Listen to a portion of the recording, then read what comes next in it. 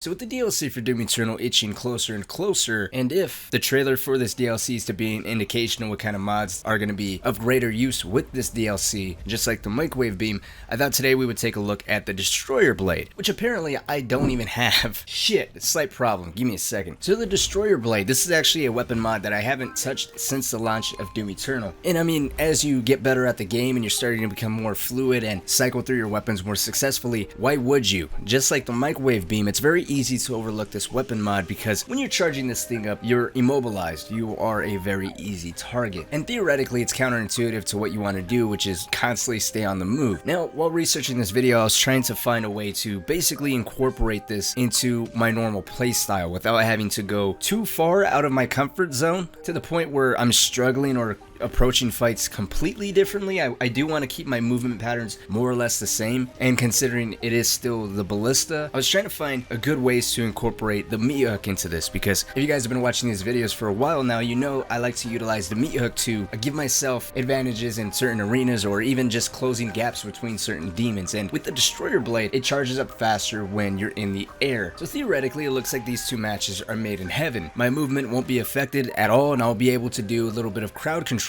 with this mod. Unfortunately though, that's not the case at all. At least not entirely the case. Its charge up is just a tad bit slow. If you're talking about maxing it out, charging up all three intervals, just grabbing a demon, throwing yourself behind him, and then landing and hoping in that time frame you switched and charged the Destroyer Blade completely maxed out before hitting the ground, it's just not gonna work. At least in my experience, it never did. I always ended up hitting the ground and charging that last interval for maybe half a second or so. Which, I mean, yes, the shockwave does come into effect, pushing demons back, giving you a little bit of breathing room, but for the most part, especially on higher difficulties, I don't like how this is. I feel like you're still just a little too vulnerable. So if you're talking about incorporating the meat hook into this, you have to do a little bit of magic, which I talked about in my meat hooking guide. Essentially what you want to do is hover. And what hovering is whenever you detach from the meat hook, which you should be detaching by jumping, whenever you jump, it's going to automatically disengage your meat hook and it's going to throw you in the air, giving you a little bit of extra mobility and some more air time. Now, using this as an example right here, I attach myself to the tyrant, I pull myself in, I jump to disengage, and then right here, I jump again. And you'll notice it not only bumped me up in the air higher, but it also kind of threw me backwards, just kind of based off of how I was moving. But something like this takes a little bit of practice. It's just timing. After a little bit of timing, you'll get it down as to when you're supposed to jump to hover. But as soon as you jump to disengage that first time, that's when you automatically want to start switching to your ballista, charging up the Destroyer Blade, and getting yourself in a position where you want to use it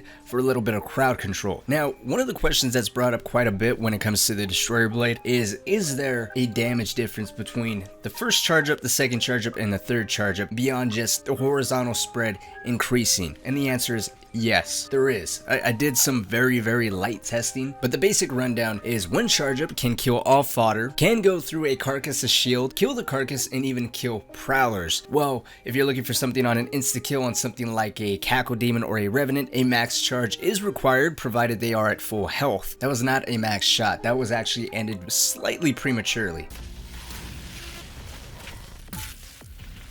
Now that was a max shot. Max charge-ups also are not powerful enough to kill any heavy demons that have larger health pools than a cackle demon. So things like pain elementals, mancubi, barons of hell, a max charge-up won't kill them. As a matter of fact, I don't even think 2 max charge-ups kills a pain elemental. Now, to be frank with you, I found myself relying more on 1 or 2 charge-ups rather than 3. It seems like unless you're really going for that extended horizontal blast, 1 or 2 charge-ups suffices. That could just because I like to constantly, move around, and I'm moving 1,000 miles a minute, and I just feel like that extra charge up is just a little too slow. But I did feel like I wasn't really using that third charge up all that much. If it was stronger and capable of at least cutting the stronger demon's health in half, like the Mancubus or Barons of Hell, then I could see myself relying on it a little bit more. But for what it is, I see myself using the lower charge ups more often than not. But even then, I'd still want to end this video off on some extra movement tips for all 3 charge ups. Beyond just meat hooking, you can take advantage of jump pads. You can can also take advantage of monkey bars. You can loop yourself on one monkey bar, constantly charging up all 3 of your destroyer blades, which, I mean, yes, it's going to constantly reset it, but you have enough time to consistently charge up all 3 without it resetting. If you have something like the Bloodfield rune, this is also something you can take advantage of. Glory kill or chainsaw a demon, and you can do one of 2 things from here. The first one, you can take advantage of your movement speed and try to get into a corner of the arena where you have your back up against the wall and all the demons are coming at you. All 3 charge ups are then going to basically eliminate all fodder demon, all the demons that are near death, and give a nice little black eye, so to speak, to the Barons of Hell and the demons that have stronger health pools. Or you can do whatever the hell I was doing here. Basically, I was bouncing and sliding off of surfaces, which this seems very inconsistent. Right here, I was jumping around this Baron of Hell and I wasn't affected at all. Mind you, again, I am taking advantage of that health boost from Bloodfield. And just right here, constantly jumping back and forth seemed to actually make me a little bit more fluid, which could have been a combination of both meat hooking and having Bloodfield active, and then I did fire before hitting that 3rd and final charge. Anyways, let me know what you guys think down in the comment section below. If you guys have any extra tips that you want to add to this conversation,